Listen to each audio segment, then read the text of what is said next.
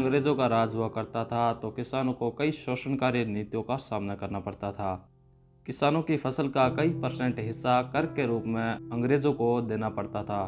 ये बात तो उस समय की है जब भारत के अंदर अंग्रेज़ों का राज हुआ करता था, परंतु आज़ादी के बाद से ही किसानों के आंदोलन लगातार चलते आ रहे हैं। ये आंदोलन क्यों होते हैं? क्या सरकारें किसानों के हित में कोई कानून नहीं बना सकती, या बनाती है तो किसान इनका विरोध क्यों करते हैं? या जो हाल ही की सरकार द्वारा नए कानून बनाए गए हैं, किसान बिल 2020, क्या वह किसानों के हित में नहीं है? तो चलिए दोस्तों, आज हम इन्हीं सब बातों को इस वीडियो के अंदर डिस्कस करेंगे। तो बने रहिए इस वीडियो के आखिर तक। मेरे चैनल को सब्सक्राइब नहीं किया तो पहले कर लो। तो चलिए जानते हैं भारत सरकार द्वारा बनाए गए नए बिल क्या है, क्या वे किसानों के हित में है या नहीं। नंबर 1, कृषक उत्पाद व्यापार एवं वाणिज्यिक। इस कानून के अंतर्गत किसान अपनी फसल को पंजीकृत मंडियों के अलावा दूसरे राज्य या जिले के अंदर बेच सकता है, जहां किसान को अपनी फसल का अच्छा मुनाफा मिले या अच्छे दाम मिले। पहले जो राज्य सीमा रेखा टैक्स लगता था, वो भी किसानों को अब नहीं देना पड़ेगा। किसान अपने हिसाब से अपनी फसल को कहीं भी कभी भी बेच सकता है।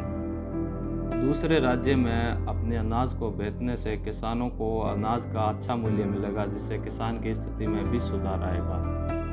नंबर 2, किसान अनुबंध विधेयक 2020। इस कानून के अंतर्गत किसान की फसल का जो जोखिम होता है, बरसात होने, ओले पड़ने से किसान की फसल को जो नुकसान होता है, वो सारा नुकसान खरीदने वाले थोक विक्रेताओं को होगा। किसान खुदरा विक्रेताओं से संपर्क करके अपनी फसल की पूरी जिम्मेदारी उन खुदरा व्यापारियों पर डाल देगा, जिससे किसान को कोई भी किसी प्रकार का जोखिम नहीं उठाना पड़ेगा। नंबर 3, आवश्यक वस्तु विधेयक 2020।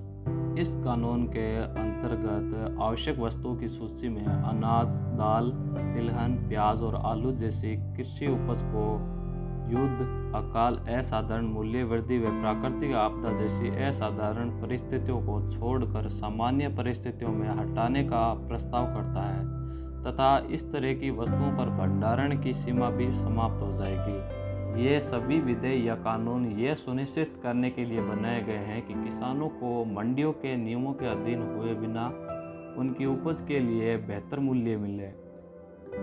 इससे प्रतिस्पर्धा बढ़ेगी और निजी निवेश के साथ ही कृषि क्षेत्र में अवसंरचना का विकास होगा और रोजगार के अवसर पैदा होंगे।